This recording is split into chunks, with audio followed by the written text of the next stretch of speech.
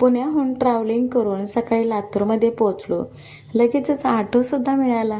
ऑटोमध्ये बसून घराकडे जाण्यासाठी निघालो.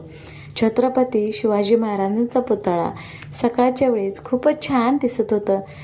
स्वच्छ हवा, थंड वातावरण भारी वाटत होता.